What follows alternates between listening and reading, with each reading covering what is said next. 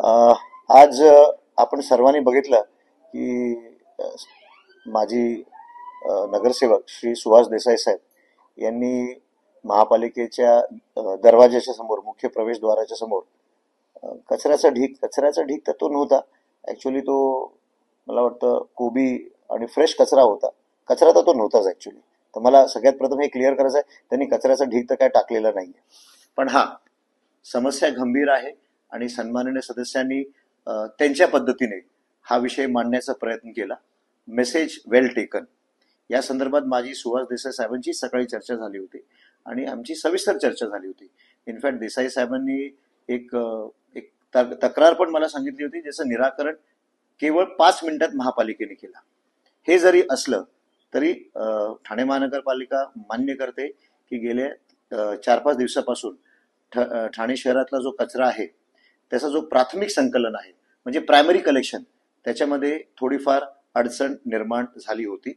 परिणामी काय झालं की प्राथमिक संकलन जे घंटागाड्यांच्या माध्यमातून होतो त्याच्यामध्ये अडथळा निर्माण झाला आणि काही प्रमाणात शहरात जे कचऱ्याचे जे ओपन स्पॉट्स असतात त्याच्यामध्ये वाढ झाली. ही वस्तुस्थिती आहे. बघा, प्रॉब्लेम झाला प्रायमरी कलेक्शनमध्ये, प्राथमिक संकलनमध्ये. आता प्राथमिक संकलनमध्ये प्रॉब्लेम का झाला, तो मेन कारण आहे की ठाणे शहरात जे हस्तांतरण स्थानक आहे, आपल्याकडे हस्तांतरण स्थानक एकच आहे, तो म्हणजे सीपी तलाव. डायघरचा जो प्रकल्प होता तो काही तांत्रिक कारणास्तव तो बंद झाला. त्याच्यामुळे सीपी तलाव जे आपलं हस्तांतरण स्थानक आहे तिथे कचऱ्याचं प्रमाण वाढला. परिणामी जे रुटीन हस्तांतरण असतो, म्हणजे रुटीन कचरा ट्रान्सफर, म्हणजे घंटा गाड्यांमधून मोठ्या डंपर्समध्ये जो कचरा ट्रान्सफर होतो, ती प्रक्रिया थांबली. परिणामी प्राथमिक संकलनमध्ये अडचण निर्माण झाली. ही बाब विचारात घेता या संदर्भात वरिष्ठ स्तरावर मग एक बैठक झाली.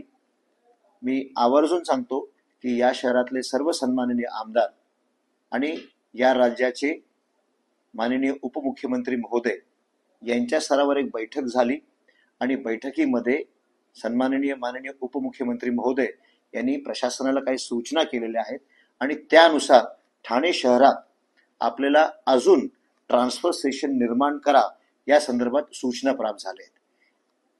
प्रशासनाकडनं एक शोध मोहीम घेण्यात आली आणि आम्ही काही स्पॉट्स निश्चित केलेले आहेत. आपल्याला कल्पना आहे की ठाणे शहर मध्ये, ठाणे महानगरपालिकेमध्ये 3 परिमंडळ आहेत.